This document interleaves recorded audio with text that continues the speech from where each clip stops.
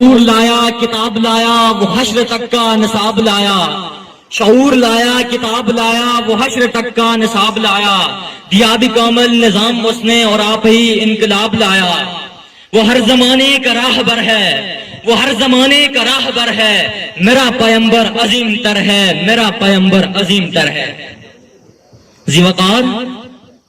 شعور کی گتھیاں عاجز ہیں، عقل کی انتہا سجدہ ریز ہے، زبان کم مائگی کے اظہار پر مجبور ہے کہ بات اس معلم کی ہے جو خالق کا شاگرد ہے، جو مخلوق کا استاد ہے، جو انسانیت کا آقا ہے، جو خیر البشر ہے۔ اس کم مائگی اور بیچارگی کے عالم میں انہی کی دربار میں ملتجی ہوں۔ تو اے مولائے یثرب آپ میری چارہ سازی کر، تو اے مولائے یثرب آپ میری چارہ سازی کر، میری دانش افرنگی میرا ایمان ہے زناری۔ صاحب صدر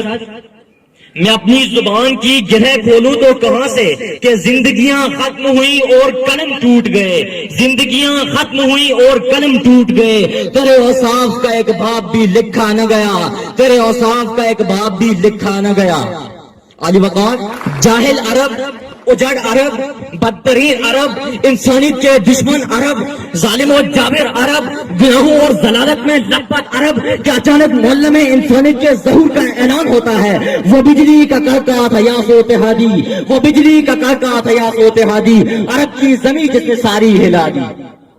سیدہ آمنہ کے بطن مبارک سے ظہور فرمانے والے عظیم المرتبت پیغمبر، جن کو کائناتی عالم میں انسانیت کے تزکیہ اور فلاح کا کار عظیم دیا گیا، جسے خدا نے خود معلم بن کر کتاب سکھائی اور پھر ساری کائنات کا معلم بنا دیا، جو کتاب و حکمت کی تعلیم دینے آیا، جس کی شان ہی وَيُعَلِّمُهُمُ الْكِتَابَ وَالْحِکمَہ ہے، جس کا تعارف ہی کتاب و حکمت کے ماہر ہونے کے ہے، اور کتاب بھی اتنی عظیم، جی ہاں علی وقار کتاب بھی اتنی عظیم کہ 21ویں صدی کا علم سائنس اور ٹیکنالوجی بھی حیرت ہے۔ میرا نبی کس کتاب کی تعلیم دینے آیا؟ وہ کتاب جو مردہ دلوں کو زندہ کر دے، جس نے جاہل روح کو تہذیب کا موجد بنایا، جس نے کیسر و کسرا کے مینارے توڑوائے، جس نے جمیت آدم کی بات کی، جس نے آزادی کی امنگیں پیدا کی، جس نے حریت کا درس عام کیا، جس نے انصاف کی حکومت قائم کی، وہ کتاب کہ جس کے معمولی سے علم پر سلیمان علیہ السلام کے دربار کا عام شہری بھی ملکہ بلقیس کا تخت پر جھپکنے میں دوسرے ملک سے اٹھا لے آیا۔ ذی وقار بات اس مہر تاباں کی ہو رہی ہے، جس کی تابانی سے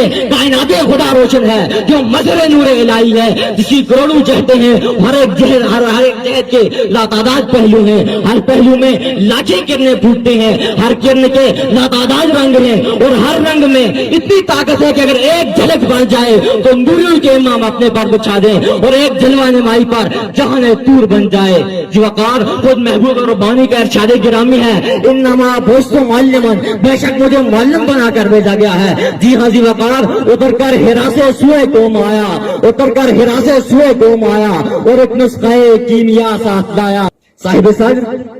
یہ بات اسی کتاب عظیم اور معلم عظیم کی ہو رہی ہے، جس نے ابو بکر عمر اور عثمان و علی جیسی ہستیاں پیدا کی۔ دنیا میں کہیں بھی اگر صدق و صلاح کی بات ہوتی ہے تو مثال ابو بکر کی دی جاتی ہے، کہیں اگر عدل و انصاف کی بات ہوتی ہے تو مثال عمر فاروق کی دی جاتی ہے، اور اگر کہیں سیاح و سخاوت کی بات ہوتی ہے تو مثال عثمان بن عفان کی جاتی ہے، کہیں اگر جرأت و بہادری کی بات ہوتی ہے تو مثال علی المرتضیٰ کی دی جاتی ہے۔ صاحب صدر آپ صلی اللہ علیہ وسلم کا اٹھنا تعلیم، آپ کا بیٹھنا تعلیم، آپ کا چلنا پھرنا تعلیم، آپ کا کھانا تعلیم، آپ کا بولنا تعلیم، آپ کا سننا تعلیم، ایسا معلم کبھی ہوا ہے اور نہ کبھی ہو سکتا ہے۔ جی ہاں ذی وقار زندگی گزارنے کے سلیقے اور تہذیب سے نا آشنا، غارت گری میں جو بھی عرب قوم کی کایا کو پلٹ کر رکھ لینے والے معلم اعظم نبی انقلاب محمد مصطفیٰ صلی اللہ علیہ وسلم ہے۔ یہ آپ ہی کا مقام و کمال تھا کہ ایک جاہل قوم کے دل و دماغ میں انقلاب بپا کر دیا، اور ایک بڑی تعداد میں لوگ زیور تعلیم سے آراستہ ہوئے اور آنے والے لوگوں کے لیے علم کی ضیاء ثابت ہوئے۔ ذی وقار آج ہمارے معاشرے کو انہی تعلیمات پر عمل پیرا ہونے کی ضرورت ہے جو آج سے 1500 سال قبل معلم انسانیت نے اپنے پیروکاروں کو دی۔ میں اشارے کے ساتھ اجازت چاہوں گا